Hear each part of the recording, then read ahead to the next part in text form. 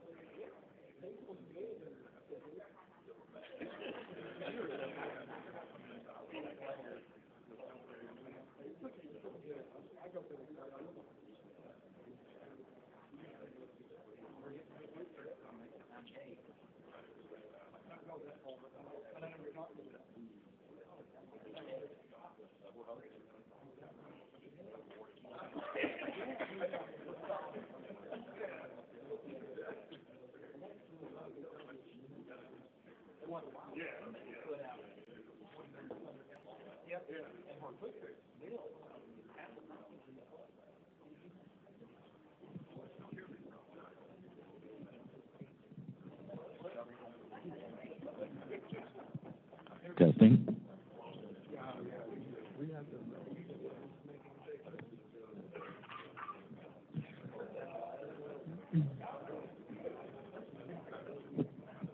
Testing, testing.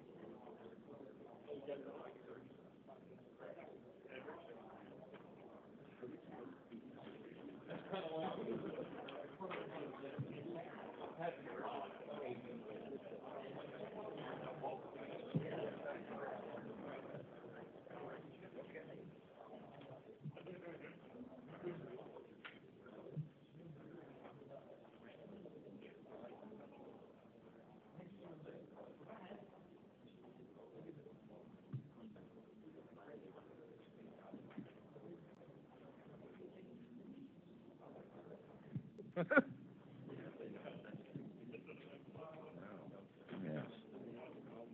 Feel very official. All right. Go ahead. All right. Welcome, everybody. Welcome to our new venue here. Andy Barlow, the chair for the Transportation Coordinating Committee. Like to welcome everybody to the meeting today. We do officially have a quorum. We do also have a hybrid option. I know that we have online for those who are not able to be here today. For those online participants, I would like to ask you to please communicate in the chat with any questions. Of course, I have a microphone here. May not hear as well in the chat or online due to the audio restrictions. But we'll try to type in any questions and answers from the staff to that chat as needed. So, on our agenda today, we do have some action items. So we do, thankfully, just by the skin of our teeth, have a quorum. But I'd like to introduce our first item, and that is the approval of the December meeting minutes. Do I have a motion? We have a motion and a second on the floor. Any questions or comments? Seeing none. All in favor, say aye. Any opposed? That motion passes. On to our action item. Public comments. At this time, I'll open the floor to any member, to the public who may wish to make a comment to the TCC. Please note also comments may be emailed to GNRC.org in the comments area there. Anyone for comment? Seeing none, we will close our public comment portion of the agenda. Move on into items number 3A and 3B, or action items for today. To get us started this morning on action item 3A, that is the amendment to the FY 2023 Transportation Improvement Program. I'm going to pass that on to Anna Emerson.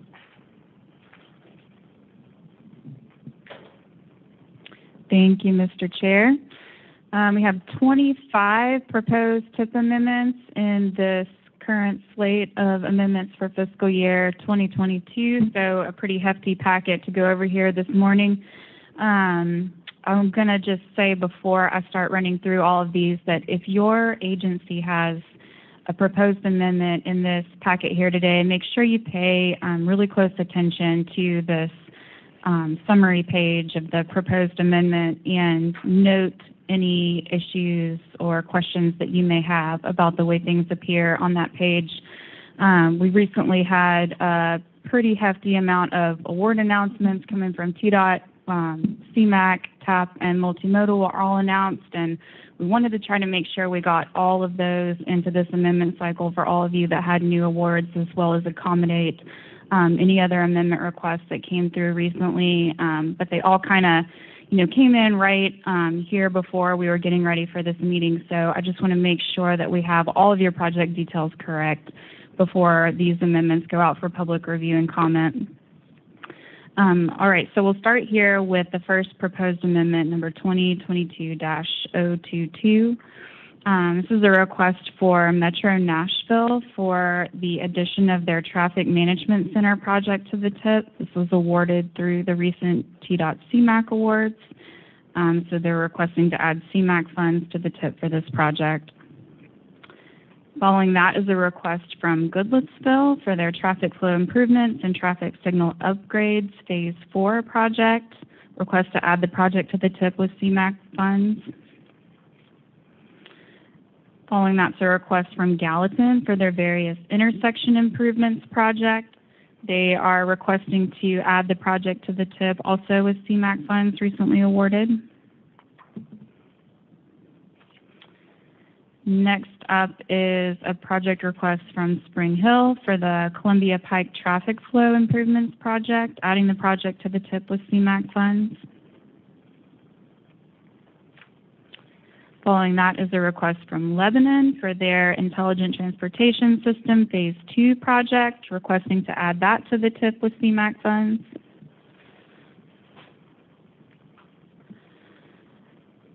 And then a request from Mount Juliet for their Mount Juliet Road ITS and Signal Improvements Project, Phase 3, requesting to add the project to the TIP with CMAQ funds.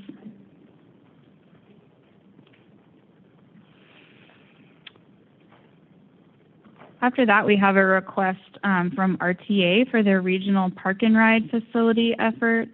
They are adding both CMAQ funds and state funds that were awarded through the Improve Act funds, the TDOT Improve Act Transit Capital Grant, excuse me. Both of those funding types are being added to this project.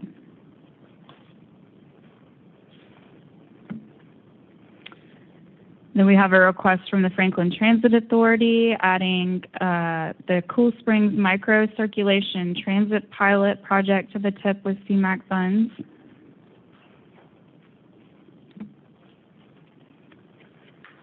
Following that is a request from Mount Juliet for their Town Center Trail Phase 3. They were also awarded CMAQ funds and are requesting to add the project to the TIP. I have a request from Gallatin for their citywide sidewalk improvements Phase 2 project, requesting to add it to the TIP with CMAQ funds.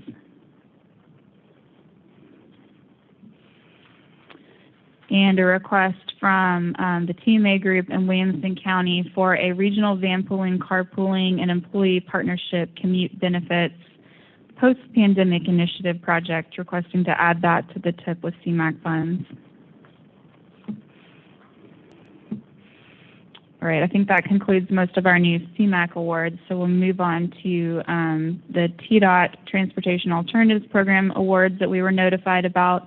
We have a request from Lebanon for their Cedar City Pedestrian Improvements Project, adding the project to the TIP with TDOT TAP funds.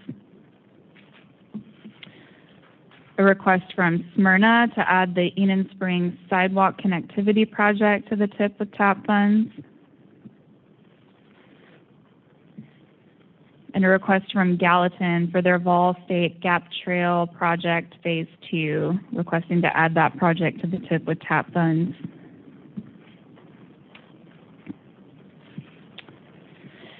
We have a request from Portland for the State Route 109 at I-65 Interchange Lighting Project, requesting to add this project to the TIP. They were provided funding through TDOT's Interchange Lighting Program that is being matched with both local and STBG dollars. Adding that project to the TIP. Have a request from Murfreesboro for the Bradyville Pike Widening Project. Funding is being added to this project. Additional state funding allocated for right-of-way. And another request from Murfreesboro for their Dr. Martin Luther King Jr. Boulevard Sidewalks Phase 2 project. This was a project that was actually in our previous TIP and had rolled out because all funding had been obligated, but it is undergoing NEPA reevaluation and had some additional funding awarded to it, so we're adding that project back into the TIP for those reasons. Yes, sir. You did yesterday, yes, thank you.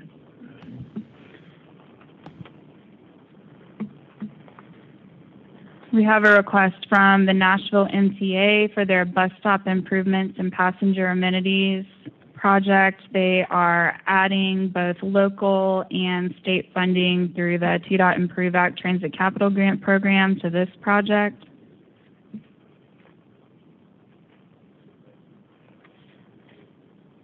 And another request from MTA for their administration and building rehabilitation at their Nestor facility. They are adding some funding to this project. This is coming from another project that was in the TIP. Have a request from RTA for track rehabilitation and maintenance. They are adding funding to this project. FTA formula funds.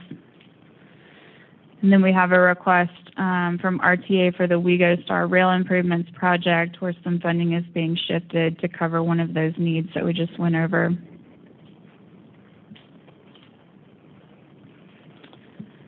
We have a request on a state-sponsored project for the Columbia Pike widening from Duplex Road to Thompson's Ridge Road and Buckner Road. Some small cities STBG funds that were allocated to the city of Spring Hill are being added to this project for design and right-of-way. We have a request from Lebanon on their Highway 231 North Sidewalk project. We are adding funds to this project, both some funding awarded through TDOT's Multimodal Access Grants and some small cities STBG funds that were available to the city. And a request from Belmead on their Harding Pike Sidewalk project, adding this project to the TIP with funding awarded through the Multimodal Access Grants. And a request from Williamson County to add their Hillsborough Road Multimodal Access project to the TIP, also with funds awarded through TDOT's Multimodal Access Grant Awards. All right, we made it through. If anybody has any questions on any of these amendments, I'm more than happy to take those right now. If you have a modification or a question specific to one of your agency's projects that's in this slate of amendments, it might be best to either grab me and talk to me after this meeting to make sure we capture all those clarifications, or email me about that at some point today, just so we can clear those things up before these go out for public review and comment. You know, with our new meeting schedule, we have a little less time moving from the first time you guys see these projects until we go to adoption a little bit later in the month. I think you want to go ahead and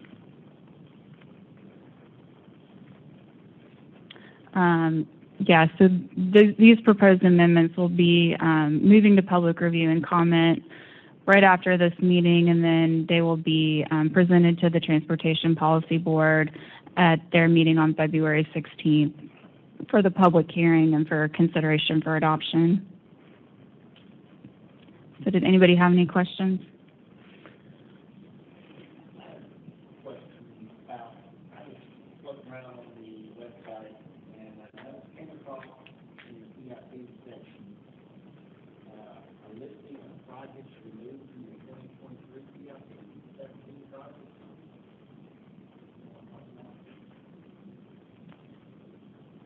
This is something you found in the TIP application? Well, it was on the CIP section there. But it's listed at 75%. Including some that we just amended last cycle. And I was just wondering, are we removing them from the previous CIP to FCIP? I'm kind of confused with what they're saying.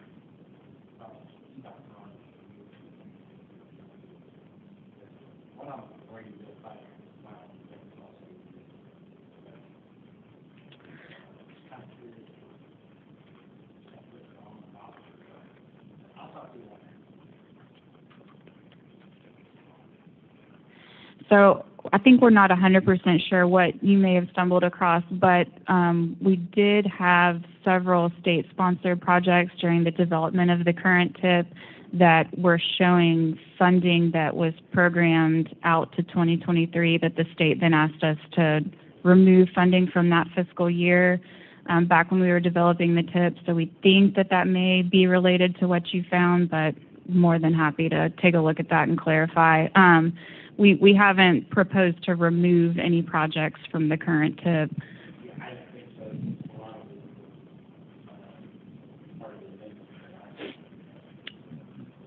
Sure. No problem. Any other questions? I may have one more for, I think, information for us. I know we're looking at another interchange lighting project, so for the Portland, I was looking at that one. Traditionally, I think I know that those are 50-50 state and local. I don't know if this one had some state and federal on it, SDBG. I didn't know if Portland or Jonathan, not to put you on the spot on that, but I noticed it did have some SDBG funds in there for an interchange lighting project. Yeah, Portland. Also curious about the dollar amount too, because we're going to be pursuing that as well very soon. Okay.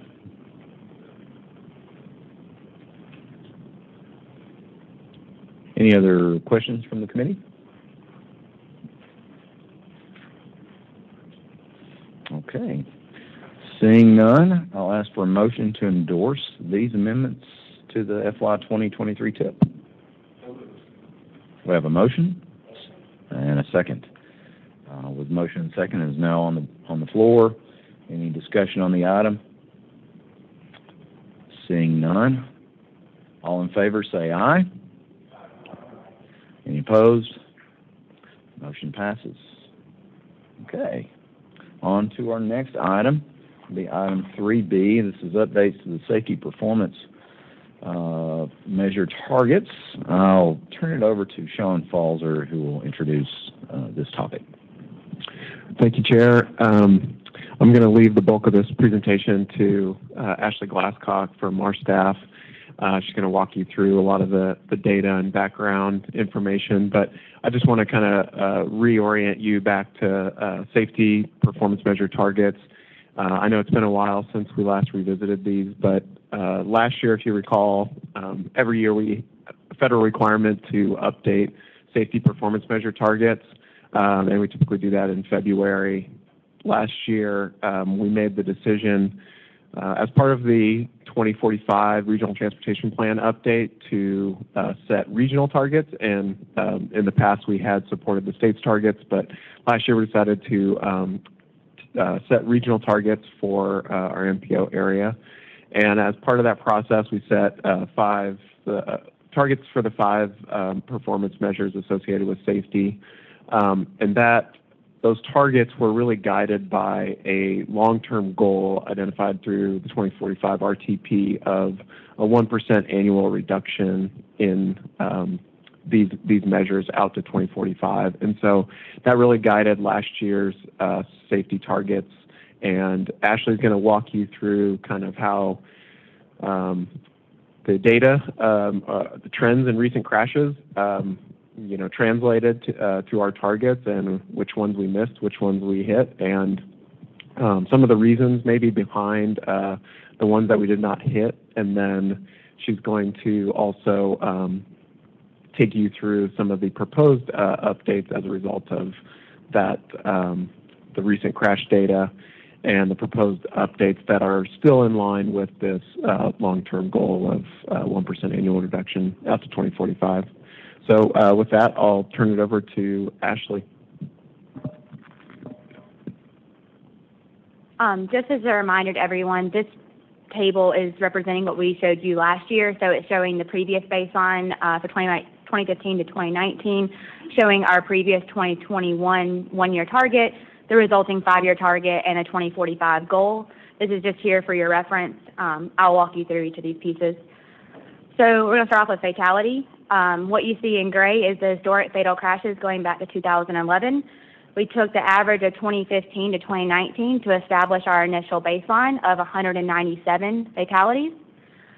We chose to take a 1% reduction against the baseline, which would get us to 152 fatalities or less by 2045. Therefore, we had to set a 2021 target, or I prefer the language limit, of 193 fatalities for the year 2021 in order to stay on trend for that goal. Unfortunately, 2020 and 2021 were pretty rough years, and we came in at 237 fatalities for 2021, so we're about 44 over our goal. This, in turn, resulted in an increase to the baseline from 197 fatalities to 211.4. And in order to stay on trend to achieve that 2045 goal, we have to keep fatalities in 2022 under 191. Then we move on to fatality rate. You can see the historic rate going back to 2011 there in gray. The 2015-2019 initial baseline was 0.92 fatalities per 100 million vehicle miles traveled. A 1% reduction against the baseline would get us to 0.53 fatalities per 100 million vehicle miles traveled by 2045. In order to stay on that trend, we had to have a fatality rate of 0.85 in 2021. Unfortunately, due to the low volume and the high number of fatalities, we actually came in at 1.05. So that, in turn, increased our baseline from 0.92 to 0.99. In order to stay on that trend, we need to keep the fatality rate below 0.83 in 2022. Serious injuries, on the other hand, have a pretty decent story. The historic ones going back to 2011, an initial baseline of 1,349.8.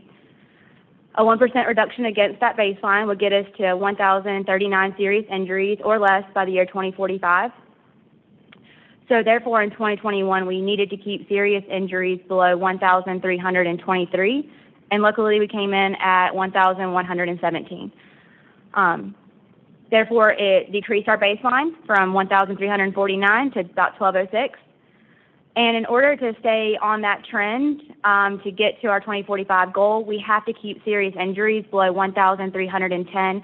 I know this may look alarming that the target is above the baseline. That's just saying that we cannot exceed that in 2022. We understand that we have fluctuations year to year, but we have to stay underneath that number in order to stay on trend. For serious injury rate, we have historic rates going back to 2011, an established baseline of 6.4 serious injuries per 100 million vehicle miles traveled.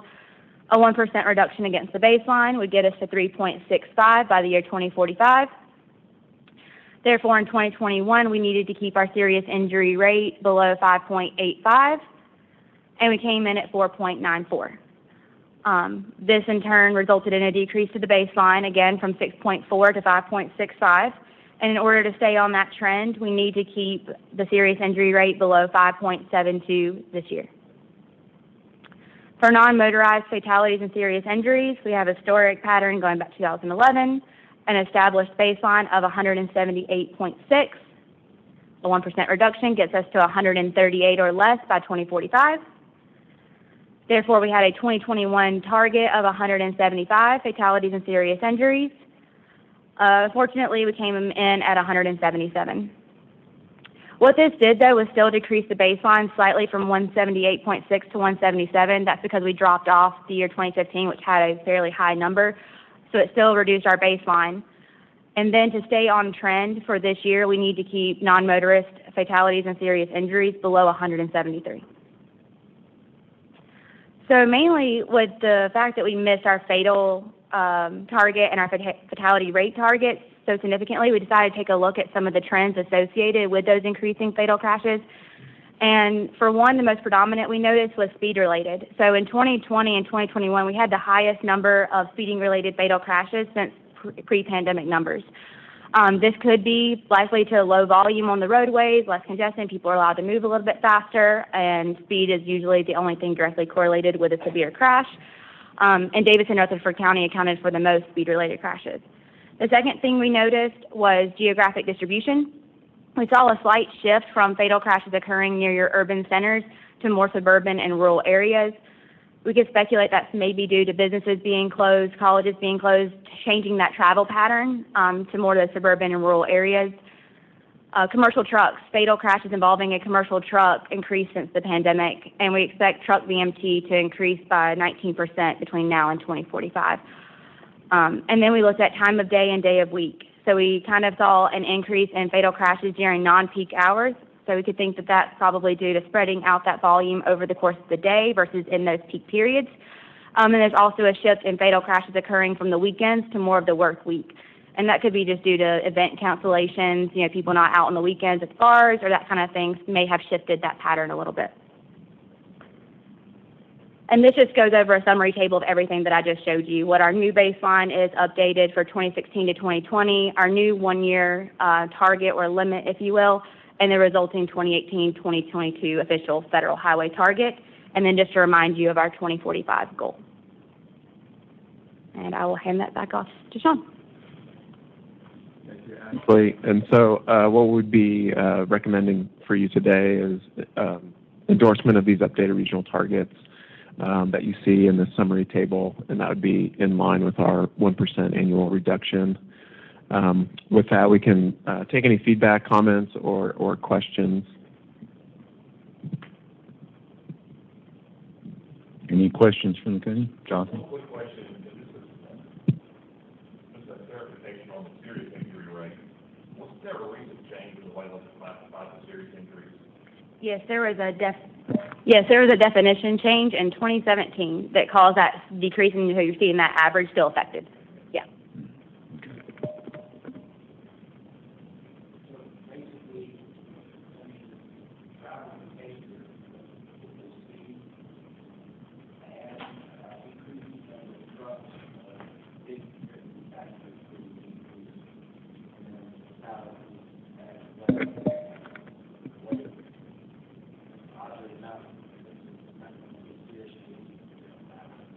That's what we've kind of noticed is it was really not as much of an in-between last year. It was really you die or don't die kind of situation. And we saw a pretty big decrease in the volume on the roadways, and that allows people to move a little bit more quickly. And so it's just a speculation that people moving faster through traffic tend to get in a car accident that it's going to be more deadly. Yeah.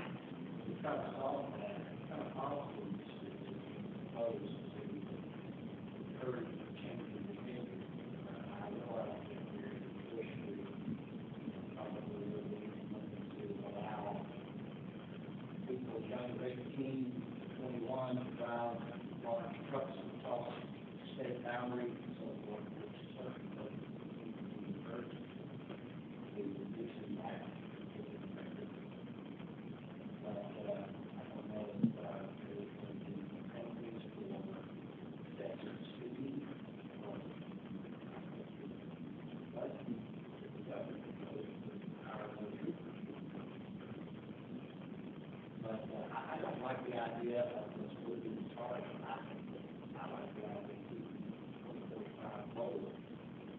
And, doubling down. And the goal will stay the same. That's what this is showing, is that we have to stay on this trend in order to meet that goal. So these new targets are just updated, keeping us along that line and keeping us in a slow, decreasing kind of trend to sort of get towards that. So our previous target for 2021 was 193 fatalities. We're hoping to get to 191 to try to still take it down a notch. So our 2045 goals are staying the same. Just one more point, that's related to the point, with the recent changes, the injury definition, once that rolls off, the rolling, or once that changes and gets away from the rolling average, what you're going to see, in my opinion, is that curve going to flatten out. Based on what we're seeing with fatalities, with the more distractions we're seeing in cars, again, this is all speculation, nothing on my part. You're going to see that fatality going to increase with distraction in cars. So we're not going to do anything to change that. You're going to see that trend line where we saw a dramatic decrease in serious injuries is going to either flatten out or hopefully death is flattening out. My fear is, I totally agree with setting lofty goals and ambitions. I feel like we're going to be chasing a losing battle if we keep setting it unachievable goal. I feel like in the next 2 or 3 years, instead of seeing a little bit of an increase and a little bit of something that we can say, yeah, we're achieving somewhere, we're going to see failure every year. I want to bring that up. Say that do something. I will say something on that. Anyway. But with all the things we're seeing with driver distractions and with vehicles, and I know everybody can say with all the advances in automobiles, things we're seeing coming down the pipe, but we're still at the infancy of those things. Those are many, many years in the future. Appreciate all those comments. I think kind of going back to Bill's comment about the policies that are available and kind of what strategies are being utilized to kind of counter these trends. One thing I might ask Sean to just mention, last week, US DOT came out with I'm probably going to butcher the name, but National Safety Strategy. And so I think combined with that and, obviously there's local, regional, state, federal efforts that are all towards safety and kind of reducing the fatality number. But I think with the infrastructure bill and this big push towards elevating safety as a priority, there might be funding and policies that could complement local, regional, and state initiatives as well. Do you want to add anything to that, Sean? Sure, yeah. I was going to mention this as part of the federal update, but like Sean was saying, last week, US DOT did roll out a national roadway safety strategy. We're defining from the federal level all the things that we're going to be doing to advance a safe systems approach, where we're acknowledging that driver behavior is a component of safety, but infrastructure is, emergency response. There's a whole array of factors that weigh into the safety of our traffic public. And so through that strategy, we define actions that we're going to be taking at the federal level through rulemaking as well as guidance to try to move the deal on safety. We are not formally adopting a Vision Zero policy, but kind of the focus that I think we've been towards that. So you're going to see things like we're going through a rulemaking process with the NUTCD, and there's been a lot of conversation about foundations for the decisions in there, the control devices that are defined in there. So we're trying to respond to those concerns and really think through how we can capitalize on that NUTCD update to advance safety. There's conversations happening about national policy guidance related to setting speed limits. There's going to be additional guidance coming out on best practices in safety performance targets, and how kinds of policies that can and are being used to try to move the needle when FDOT is setting targets and how to set targets that are kind of meaningful and and help you, again, advance that national priority of transition zero. But a lot of it is going to depend on conversations like this with the regional business. I don't know the details, but I think it's a metro going through a process of updating people across their area, and it's going to be actions like that that are going to be, really needed to elevate the national priority. So, I can share the safety or relocation strategy with Sean and get it out to you guys, and we'll share more information again as we go through the actions described at the federal level.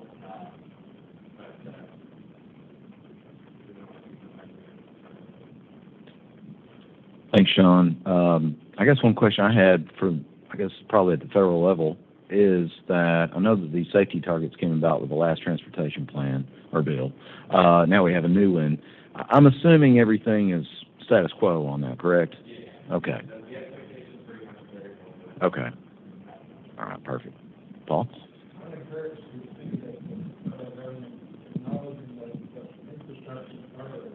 This point, I don't think we can too much about distraction or response with the medical or enforcement like police. But we can do infrastructure. And we're looking at specific things, the number of technology that we can encourage and make it easy for comfortable because we use other forms of transportation besides cars. That would be very easy, at least goal. Implementation becomes better.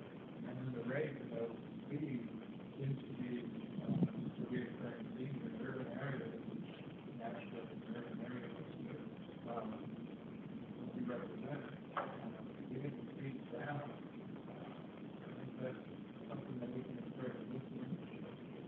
But I think we would love to hear strategy and to go ahead. But we can. Well, one thing I would make a point of, I know I've said this before, a good transportation project that could help make a road safer per se, you're looking at a 10-year time frame for that. And in my opinion, the goals that we're setting here, we're not going to start seeing the fruits of that for 5 to 10 years. I mean, maybe if you've got a signal program, some of the ITS awards I think that we looked at today, we're talking about connected technologies. I think that's going to be vital. How we use that, how that works with cars, and I know that's got to come with new vehicles, that's got to come with new systems. I see that as probably the fastest, frankly, way that we can get some of the improvements out there. There's a lot of things that we can't control. I think these numbers bear that out. Nobody's going to know that the volume's going to be lower in a pandemic and then the speed's higher. I think Max has talked about that and we've covered that, how high the speeds have been over the past 2 years. So that's led to a very high fatality rate. And so I'm excited to see us keeping on, moving on toward that goal. My opinion on it, I've said this before, I like setting those goals of trying to shoot for a safer system and let that guide our policy. And there's going to be stuff out of our control, of course. But I do like to see us going in that direction. I don't want to take up too much time. Any other comments?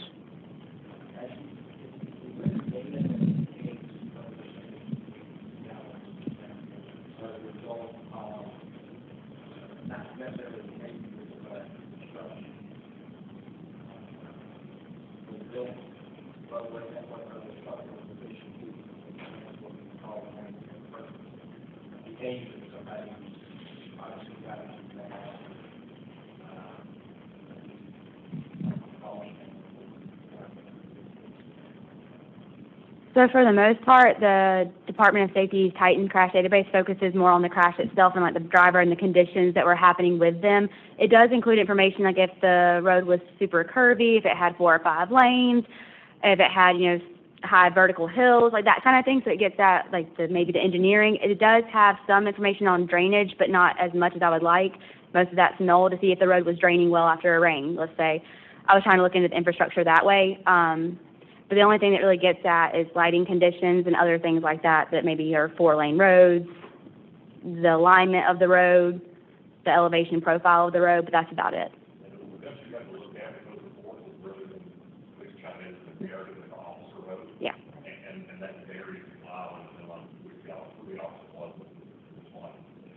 And usually have to go through crash reports like that one by one to create it. In a regional scale, you can't really do that. But if we had like an intersection maybe that was really bad, we could pull that information. But it doesn't come as part of the database. I've seen general, I would say that 90%, I think the number I remember reading is 90% can be attributed to driver in some way, shape, or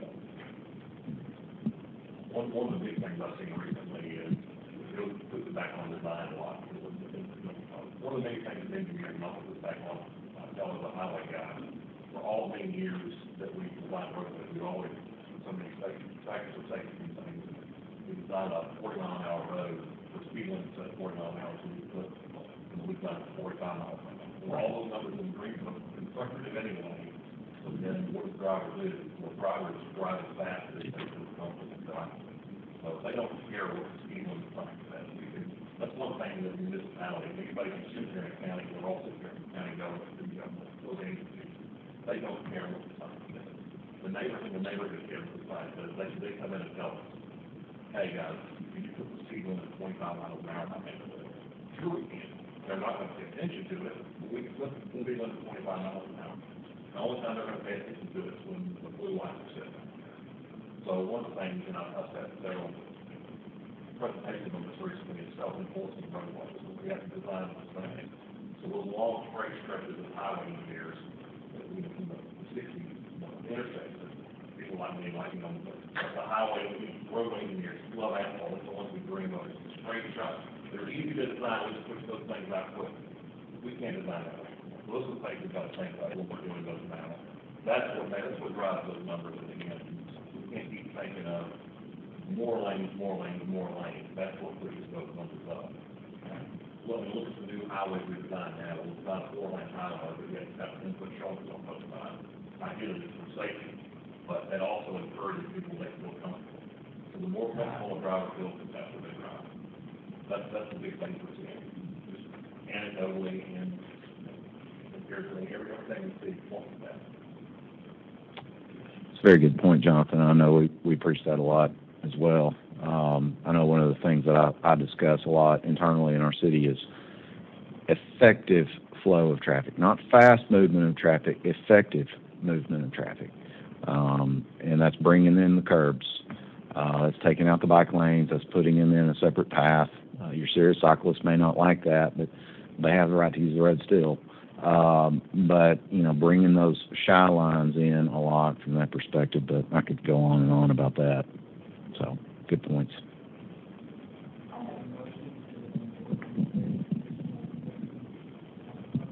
Thank you, Keith. Do I have a second? We have a motion and a second. This item is on the floor. Any further discussion?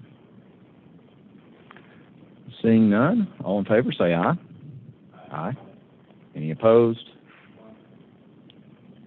We have one nay. All right. Motion passes. Okay.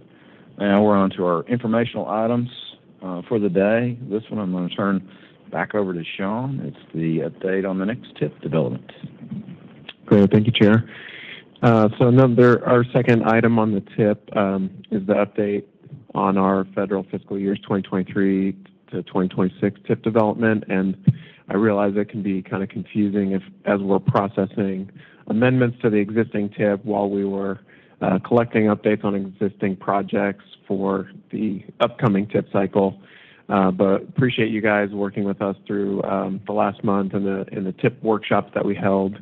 I think we got a lot of really good information. And so I'm just going to walk through some of the updates from those workshops and also kind of how they tie into the survey that we sent around, trying to kind of assess some of the challenges in project delivery very related to these TIP projects and making sure that they make their way to fruition. Just looking through the TIP development cycle, we're still kind of on this first phase of compiling project funding updates. We have spent the majority of the time so far focused on existing projects. We will have a call for projects so that you have an opportunity to submit new funding requests, but we definitely want to prioritize getting the updates on existing projects so that we have a pretty good idea of what we're working with in terms of needs that need to be carried over into the next TIP before we kind of work our way through the next steps. Go to the next slide. Just a recap of the county workshops that we held. Appreciate folks' participation in that. We thought it went pretty well on, with the virtual format. We also leveraged or utilized a new tool that I don't know if everybody has had the opportunity to work with it, but it's essentially an online version of the TIP tracker that we've presented to you all in stagnant PDF form in the past. But we're kind of utilizing this to gather updates, and then it's also something that we can use as an ongoing tool to help us monitor projects as they advance over the years. And so this link, www.gnrc.org/tip/tip tracker. A number of you were able to go in and add notes about your projects. It seems like it's fairly intuitive.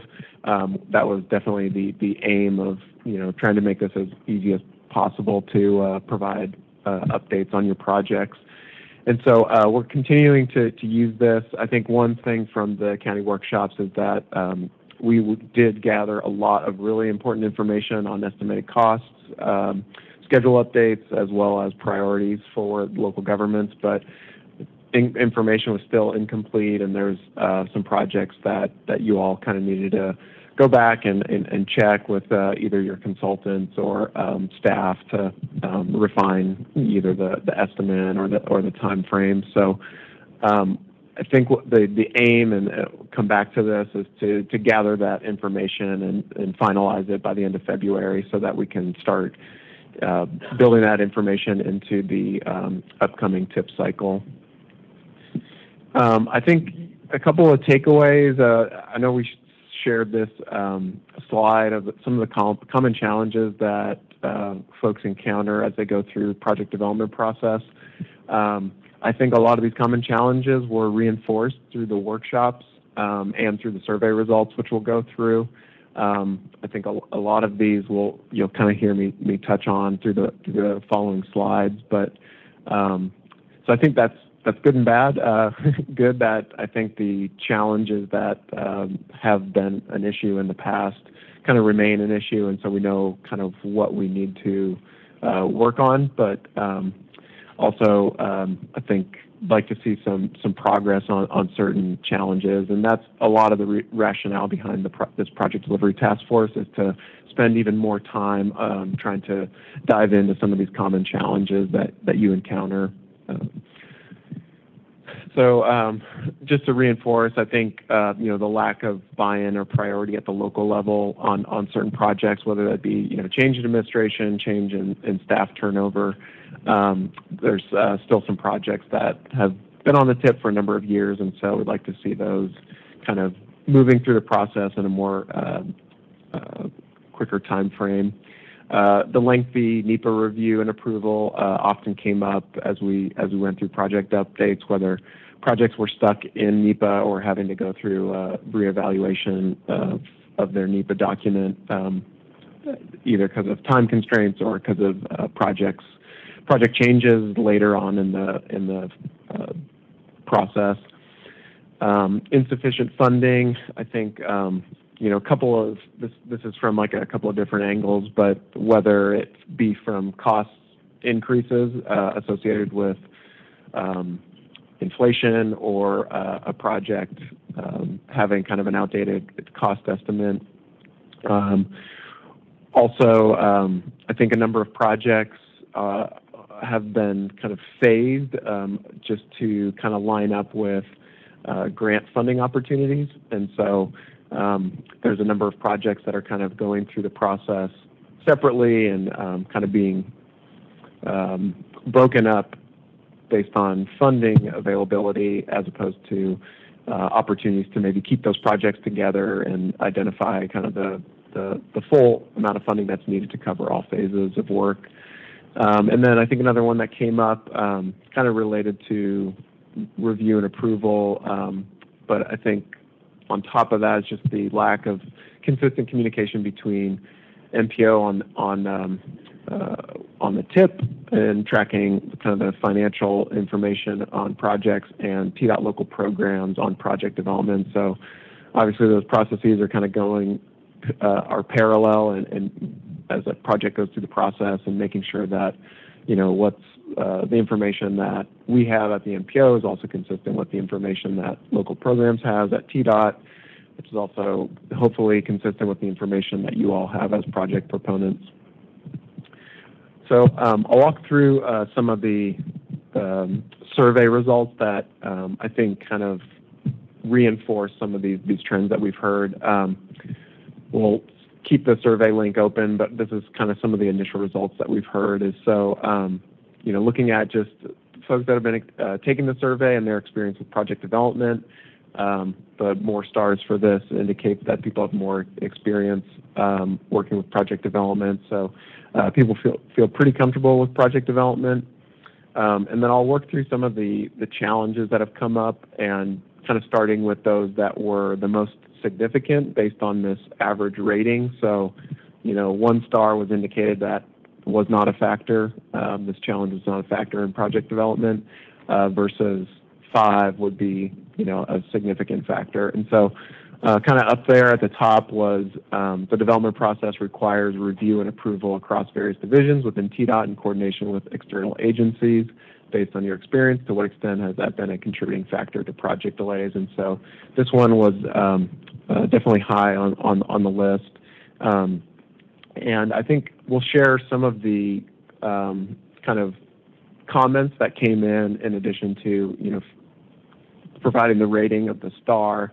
I think the comments were probably more insightful about, what types of challenges are arising related to the review and approval process. And so I'll just read through some of these. Everything must go step by step, even if all the steps don't apply, referring to kind of the TDOT local programs process. A more fluid process is needed between all inter-agency participants. This is very apparent between TDOT divisions. There are no hard time frames with regard to plan reviews. It's often the same divisions that are the last to respond with comments on every review cycle. So those are just a taste of some of the comments that we've received. Moving on, I think the next on the list was utility relocation, also identified as a significant factor impacting project delays. Didn't have many quotes or comments on this one to share. I think it's just utility relocations have become an issue, that is shared by multiple proponents within our region. Moving into the staffing challenges, and so whether it be limited staff capacity or knowledge within organizations, and this could be at the local, regional, state level. This one, I think some of the comments that we heard were, our city has been challenged with working on many 20-plus transportation plans at a time with limited staff to carry out the projects in an expedited fashion. Kind of in addition to the local level, local programs and NEPA have significant turnover and no continuity between the reviews, and so kind of looking at the state level. And then new staff members have to be brought up to speed on the project and previous decisions that need to be getting reviewed, and that could be causing delays, and that could be any level of government. Moving on to the funding, and so insufficient funding to cover the full cost of projects obviously can be a challenge, and so this one was not as high as some of the others, but I think some that we identified, just relaying some of the comments. Difficulty to gauge the future cost and regulatory challenges during the length of a project. So, as these projects take longer to implement, the initial cost estimates that were utilized when the project may have been programmed on the tip become outdated as things change and there's additional requirements or regulatory changes. The town typically does not attempt to attain a grant unless there is a sufficient local match available. So I think that's another one that can become an issue, whether not all local governments may be securing that match before funding is secured on the tip, or a grant is secured at the state or federal level. And then for significant projects, it may take several years to accumulate funds. Without assurance of full funding, this delays upfront activities that could expedite project delivery. And so kind of on the local level, wanting to have that confidence that that funding is secured in the RTP or the TIP before you then commit your local dollars to advance. And so that's another challenge that I think has been identified. I think a couple more here. Wanted to touch on conflicting expectations on design, and so this is typically, conflicting expectations between the local project proponent and the state agency that is reviewing projects through project development. And so I think some of the issues that were pointed out here highlighted a couple of comments. Which mode of transportation should be the priority? If multimodal options are wanted, who should be responsible for added costs? And so I think that is one that is an issue that comes up again and again, is whether it be a local project or state project, is kind of the full list of modes that are going to be captured and accommodated for through the project. And then, obviously there's minimum standards, and then there's more enhanced elevated standards, and the costs can fluctuate between those. Zero communication between TDOT reviewers who review the plans at different stages. Their inability to coordinate internally have caused multiple delays on our Greenway projects. So I think that also the expectations between different departments that are involved in this review process. And then this will most likely occur in the NEPA or planning phase. Conflicts such as multimodal elements or conflicting objectives pose the biggest challenge. So that focusing specifically on kind of the earlier stages when these issues might be need to be sorted out.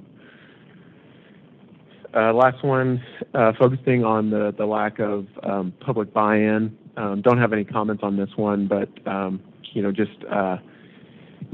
local challenge of local buy-in being a factor to project delay, and I think that can be, whether a project is stalled and just not moving forward through the process with a change in administration or a change in priorities of a council or staffing changes. So we just wanted to highlight some of those. I think also in this survey we got a couple of other challenges and opportunities that I wanted to highlight that I think are worth mentioning.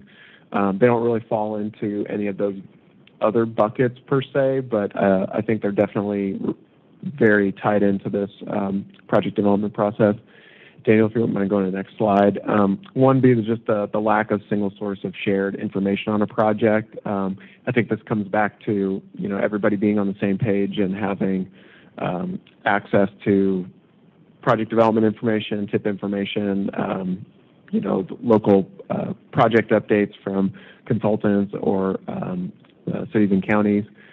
Local programs projects need to have the same level of importance as the state-led projects at TDOT, and so just making sure that priorities, all projects get the same level of priority as they make it through their way through the project development process. Another one that was identified is just the need for locals to have funding secured in the TIP or be kind of removed from the TIP until they do have that funding secured. And so I think that's another one, food for thought down as we head into the next TIP cycle. I guess a couple of opportunities, kind of switching away from the challenges, is to involve TDOT Office of Community Transportation staff for support in working with local programs and other TDOT divisions. Another one, overhaul or streamline the local programs NEPA process to enhance accountability. And so I think that gets back to some of the timelines that we talked about, and if there's any changes to help that process. And then another one that was mentioned is developing a quicker process for small-scale projects such as traffic operations, bike ped projects. I think this is one that has come up in various meetings where there's a lot of small-scale projects that we have programmed within the TIP, and there might be opportunities for identifying ways where those projects don't go through the full checklist, and maybe there's items that don't apply that would help get those projects through the process more quickly. So I guess maybe we can stop there and just see if there's any comments, reactions, things that you don't think that we covered before we kind of touch base on some immediate next steps. Any comments from the committee? One thing I'll add to your small-scale projects, I would add is that we need to be not dependent with the same process. For your technology projects, they go through a longer process in some cases than your normal process.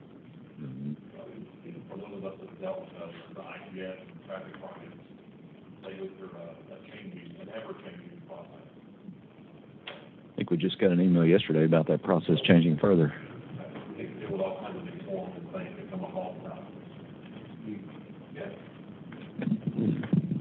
There is a federal requirement for this project to get to a systems engineering council. I don't know if that's what you guys are referring to, but That's kind of what we use our mutual basically. I'm fine with that part of it. That kind of helps us make sure that it kind of helps us that's why I was fine with that. The other forms that you come up with by other divisions that they want us to fill out some forms, I'll leave it at that. I won't harp on that particular one, but yeah.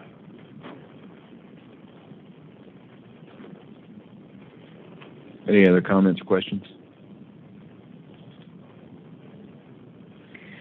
I'll just add that we appreciate all the input from the workshops and then folks that have taken the survey. I think, as we mentioned, the Project Delivery Task Force allows us some additional time to dig into some of this, and you can spend as much time as you would want digging into each project on some of the challenges that they're encountering. But this information will be very valuable because we'll take a lot of this and share it with Project Delivery Task Force. Their next meeting is coming up towards the end of the month, and I think one of the things that we're going to focus on is trying to translate some of these common challenges to potential opportunities or strategies that are available to address them, whether that be policy, data, tools, or funding strategies. And so appreciate all of this. It's definitely not, this is not the only forum where this information is going to get mentioned, and we're hopeful that it can lead to some potential modifications to the whether it be programming or processes at TDOT to help you all get projects through the process. Thanks, Sean. One thing I know some of the comments and maybe a lot of the things that might be pointed at are pointed at TDOT. I know that seems to be. Sorry, Jonathan. Get to be a punching bag. I'm not going to do that. But, I think we talk about things that are good and things that are not good, and it's open to be honest. If you have not completed that, basically my chair's report here, if you've not completed that survey, please do. Be honest. These things are helpful. I think it's good to understand the challenges and the frustrations. I think if we voice those frustrations in a good, positive way, then those can be used constructively and can be helped through the process. I know things have changed a lot. There's good things. I'm seeing NEPA reviews coming through faster. I'm seeing design reviews taking longer. So, there's good and there's bad. But I think there's some opportunities there to streamline some processes, I think particularly with design review, but we'll get into that later. But there's some good stuff. But, we've got to look at ourselves. How fast are we doing things? How expedient can we be on the process at the local level? Because we're where the rubber meets the road. And frankly, according to Federal Highway, the designation of local programs process is a high-risk process. It is one that does take on more scrutiny than the state level does by nature of there are so many of us. and that's why the rules are there. We have to follow them.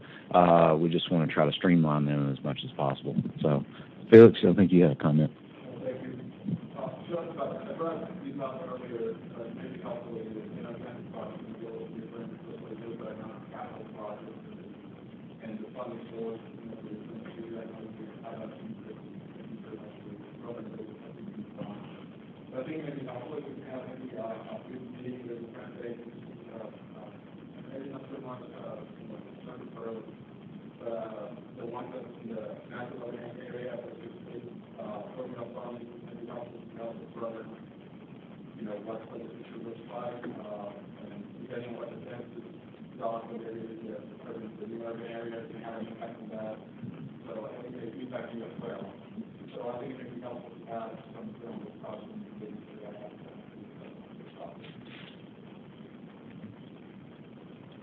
Yeah, that's good. That's good, and we can do that in February. Because I think one thing I wanted to touch on is just highlight the importance of getting updates on existing projects by the end of February. We're aiming for February 25th. I know that a lot of you provided really good updates, and I think you're set on some of those updates. But I think of this getting us the information on estimated costs, the timeline. Like we need to get all of that information by the end of this month, so that we're in good shape going into when we do get the available revenue that's going to be available to us over the next 4 years, that we're able to start, you know, plugging projects in, committing those funds over the next 4 years, and starting to see, you know, where we might be short or where we there might be opportunities for new projects. So I'll just highlight that importance. And staff, you know, we are going to be open. We're going to follow up with you all and probably kind of troubleshoot some of those specific projects that we're looking at updates on, utilizing that tip tracker that we used and sending you kind of those project pages. And in addition to that, you know, we're happy to sit down again. I think we can do the transit meeting too, especially as the other transition we need to make is, you know, not only what is the estimated cost, but iron out what that programming looks like on a phase of work and fiscal year basis. And so we'll be working with folks to tease out that information so that we're in good shape come March. And then the focus has really been on updates to existing projects. We do want to do a call for projects, but I think we're going to save that until March, just so that we can collect all this information on existing projects, then switch gears to, are there any new projects from the regional transportation plan that you want to see added into the TIP? And then hopefully we'll be getting revenue forecasts next month as well, so that we can go through that prioritization process of available funding requests and the available funding and start matching that up. That's good. Thanks, Sean. Any other comments, questions? Sean?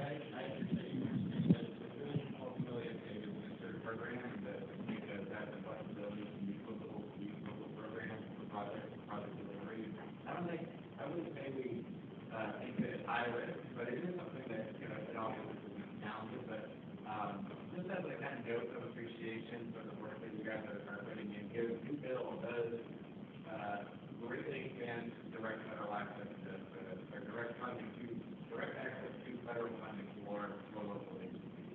We'll see a lot more notices of funding coming out of discretionary grant programs that all of you guys will be able to compete for. And project delivery direct through a federal agency as a whole, and there is a whole other thing. The approvals that you guys have to go through, and just from a couple of the direct administered projects that we've done in Tennessee, you guys think the process is bureaucratic, ours is on a whole other level. But just kind of setting that stage and just kind of say every day the conversations happening and what's coming and what's on. Yes. Well, Sean, I guess with that, you got anything else for your update from the federal? Yeah, so I guess speaking to one of those opportunities for the local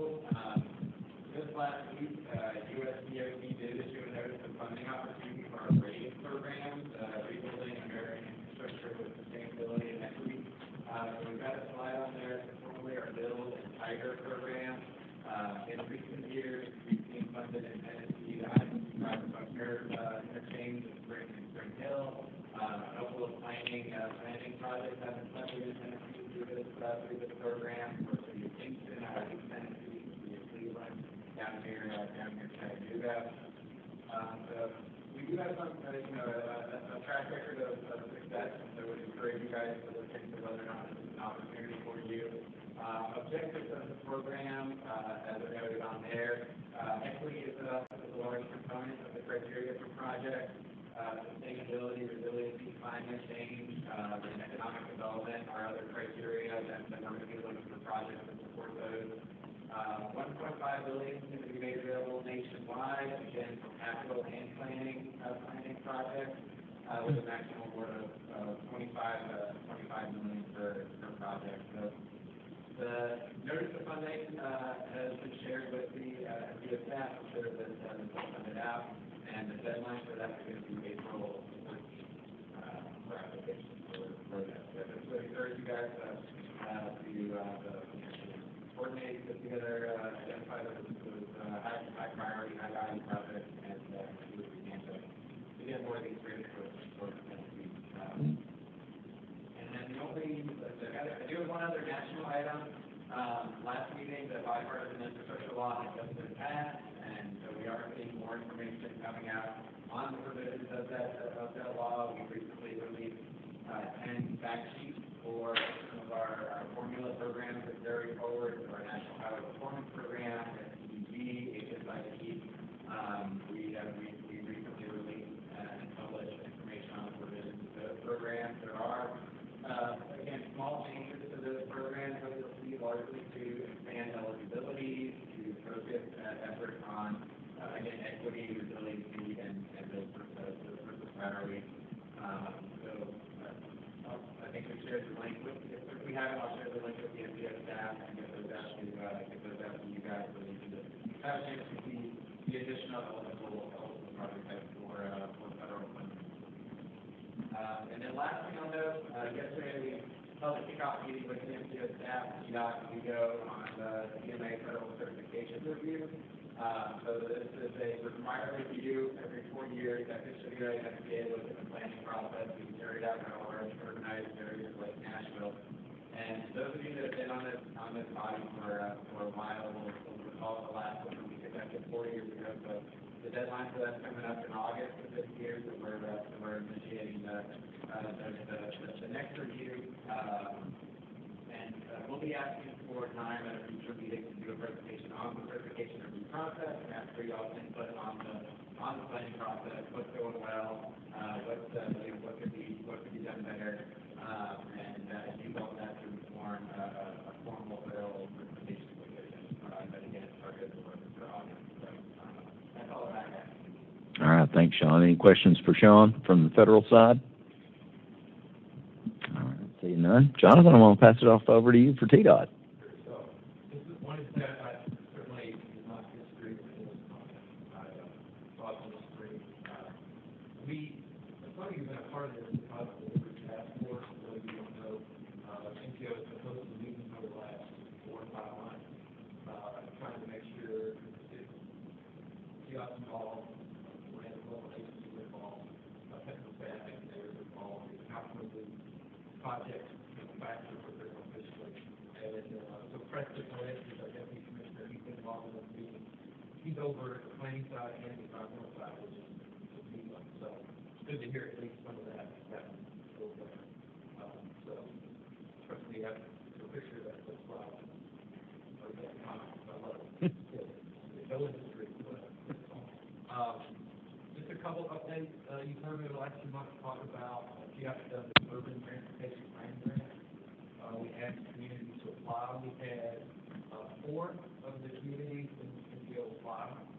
We had 19 total applications statewide. Only 2 NPOs, Jackson and Clarksville, that had an application. So in this NPO, if I can really quick, Town of Westmoreland applied for a corridor study. Town of Nelsonville applied for a walk-by plan. Franklin Transit applied for a viability study of a zero-emission electric vehicle.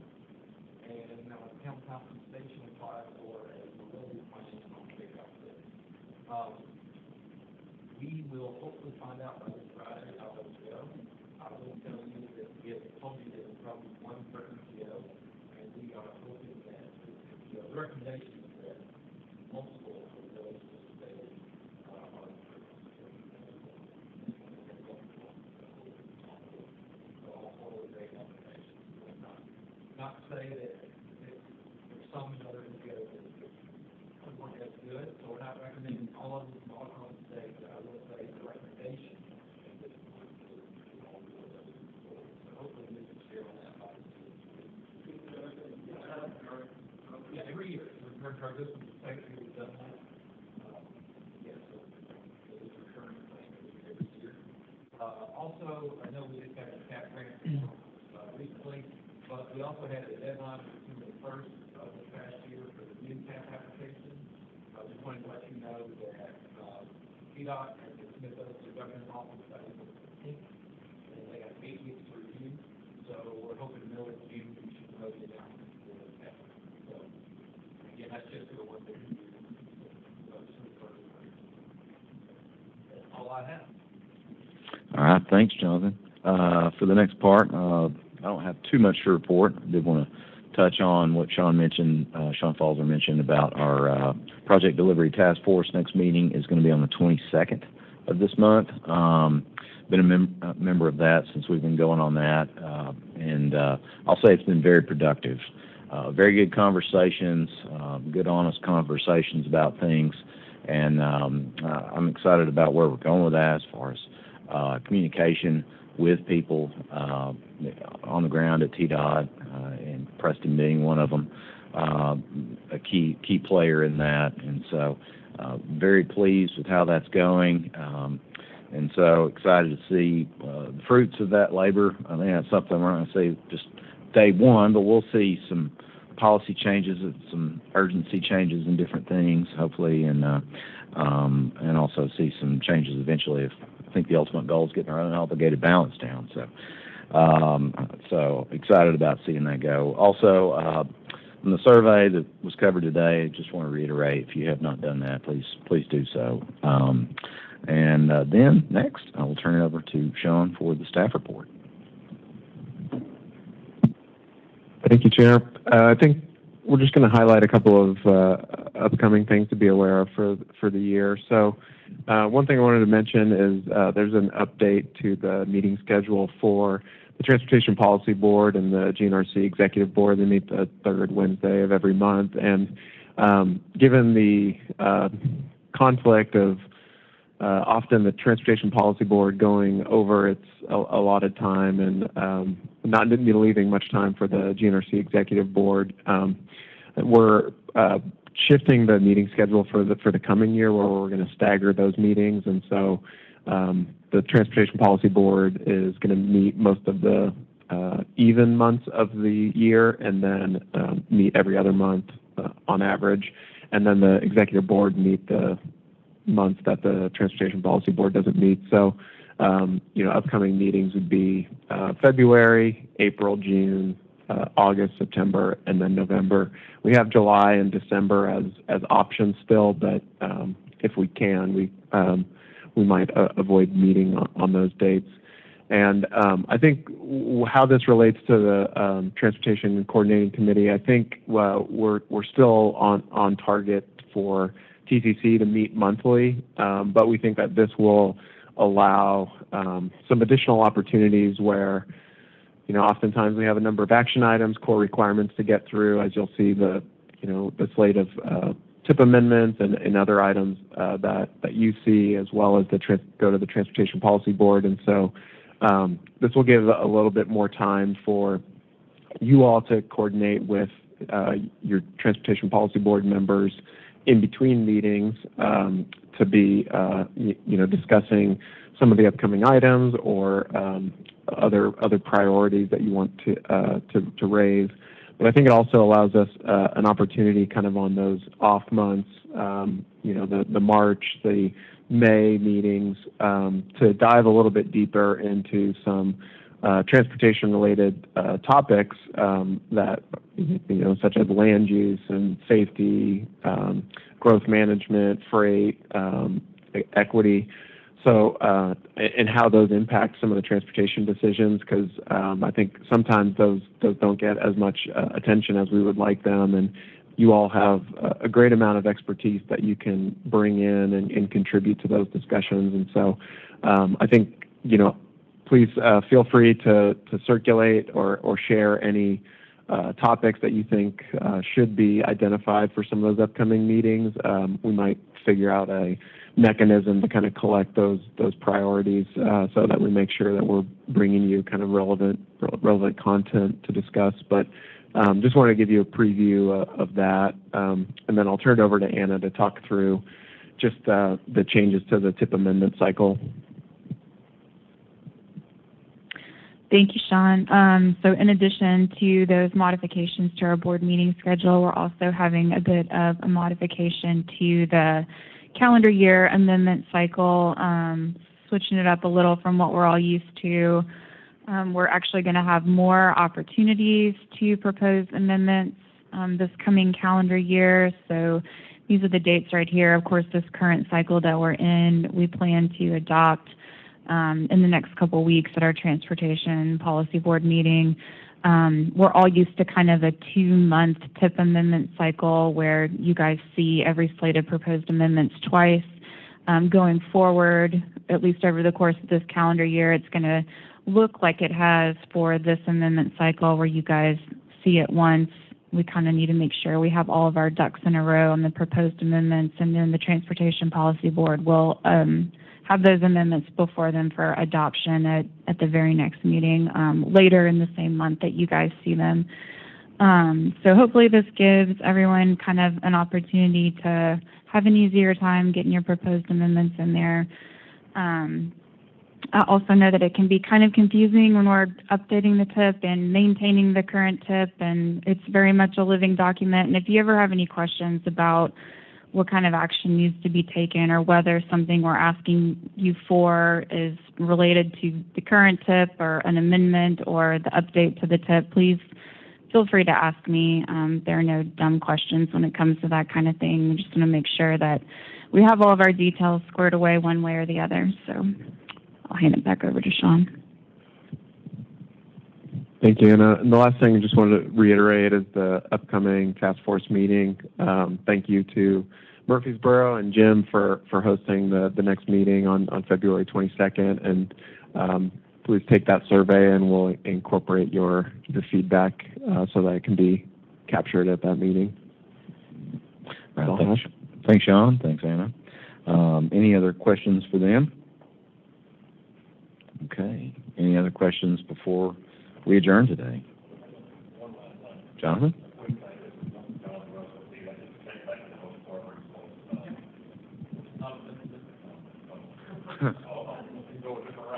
Just one of the things that gets brought up a lot, and I hear a lot, and I've always done this in the past myself, we're always dealing with the local programs process, because it's the process working and develop a project, and it gets caught up a lot with the local program development office staff. I want to separate that and really say that recently, and actually for quite a while now, City of Franklin, at least our staff, has had a very positive experience with the local programs and staff and the office. Now, we certainly have, it's good to continue to have our issues with the development of review processes overall, but I think the communication between our staff and the local program office has been very good, especially recently. So I just wanted to throw that positive and those kudos out to them. Feel free to take that back to them. It's been very good. Having worked with them into that process now for over 16 years, it's probably some of the best communication that I've ever had with them. As far as getting emails back, getting precise answers, so they're doing a very good job with that.